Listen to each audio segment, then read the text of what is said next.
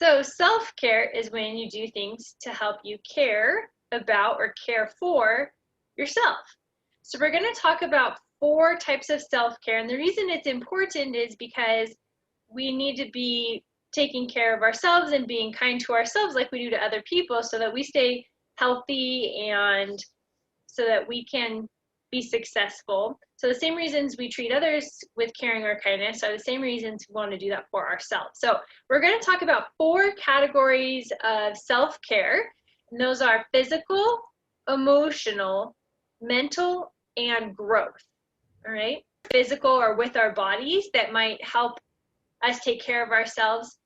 Can you think of anything? It's a little tricky to start thinking about these. This one's probably the easiest to think of some things. But one thing that we might do to take care of ourselves is exercise, right? So that helps us take care of our bodies. Sometimes it helps us relax or get our energy out, which can be helpful. We might choose healthy foods or pampering. Pampering means, yeah, walking is another one, another physical one. So good job, Sarah. I see you put that in the chat. So pampering means doing something that is like a treat that makes us feel good. So a lot of times people will talk about things like painting your nails, right? That might be something somebody might do. Or it might be getting a haircut, something like that. Something that might make us feel like we look nice or just it feels nice to us. All right. So let's see here. So those are some physical things we might do. Oh yeah, another one is affection. So touch can be one way that we do self-care. And so getting or giving a hug from somebody that we care about, or maybe with our pets, right? The way it feels when we touch our pets, if we pet them. All right, so the next type of self-care is emotional. So this is things we might do to help us feel cared for or cared about, things we might do for ourselves that help us feel kind of calm. So Bryce added that deep breaths are something we might do. So that's for sure something we might do. And deep breaths might be something physical. Sometimes the way it feels when we take a deep breath, but it might also be emotional. Sometimes if we take a deep breath, it helps us kind of calm down, right? So I think actually the first one's meditate too. Oh, mind dump. Mind dump is a word some people use a lot and some people never use. Really what it means is just either saying to yourself or writing down in a journal or saying to someone that you trust, just everything that's thinking, going through your thoughts. Sometimes we just have a lot of things on our mind and it's just hard to feel comfortable because there's just too much going around in our brains. And so we just let it all out and then we feel better, right? So then we can feel like we're taking care of ourselves because our brains can relax. So saying no sometimes is a way we can do self-care. So really this is when maybe we don't really want to do something, even if we think it would be nice to do it, but we just really don't feel like it. So it might be if we get invited to go with a friend, but we're feeling maybe tired or kind of quiet and we don't want to be around other people, or maybe somebody asks us to help them with a project or something like that, and we just don't feel like we have the energy. Maybe it's been a long week, or maybe we have a lot of our own homework or things to do. So sometimes telling somebody no, that we can't help them, can be a way to keep our feelings up. So we might talk to someone we trust, and that might be a counselor. So that might be someone at school or in the community who's like an expert in listening. All right, so we might talk to somebody trustworthy like an adult or a counselor, and we might do something kind. So we might do something kind for another person, or we might accept somebody's kindness. Sometimes someone wants to help us or do something for us. We might say, no, it's okay, but sometimes taking care of ourselves means that we say, okay, yes, I could use your help, and we let them help us with something. All right, so our next type of self-care is mental. So this is more about how much energy our brain's using to think about things, not necessarily our feelings. All right, so mental self-care might include things like journaling, so kind of writing down things, meditation, so kind of making our mental state really quiet, can be self-care. It gives us a rest.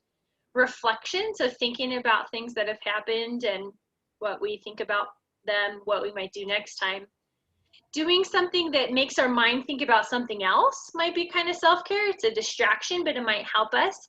So that might be listening to a podcast or music. It might be reading a book, maybe watching a show that we really like.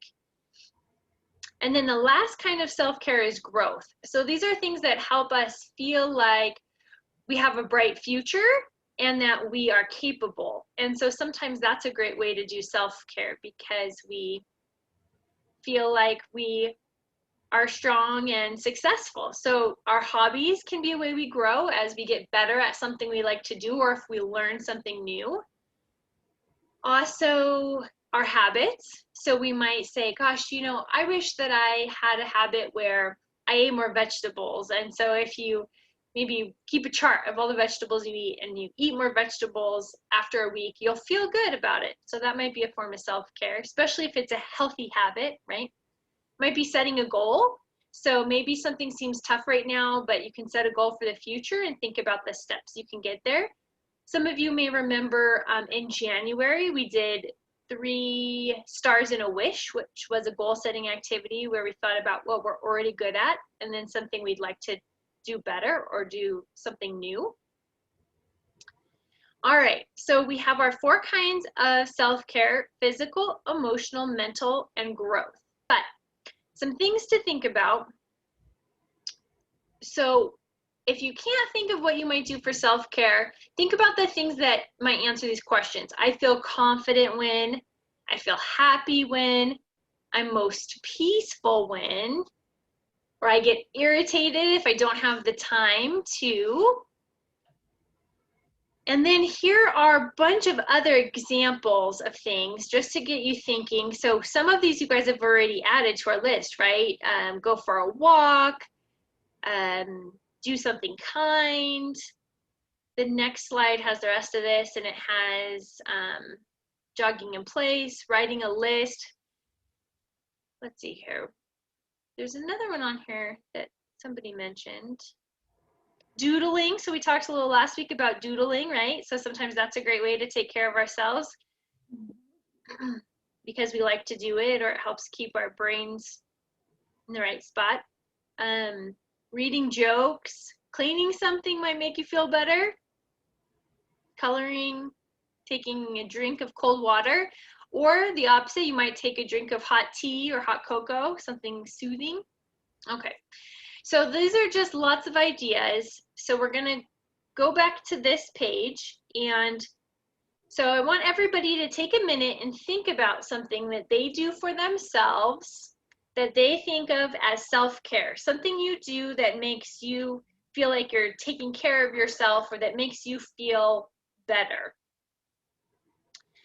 And so we'll take a moment to think this through. So here's what I want you to think about for the future. Every day you might be able to do something that impacts your self-care, that helps you take care of yourself better. So like Saya's example, eating healthy foods, that's something we can do every day. We can choose healthy foods.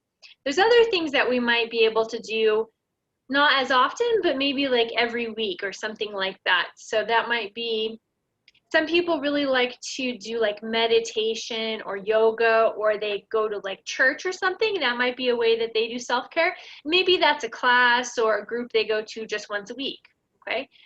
There may be other things that we do, but we don't do them quite as often. They might only be once a month. Maybe that's like going on a trip, like maybe going to Lake Tahoe and looking at nature. Maybe that's something you don't do all the time, but you might go every so often to check things out in a pretty place, or maybe visit with somebody who doesn't live close by. So there's things you might do every day, things that we might do about once every week, and things that we might do every month or just sometimes.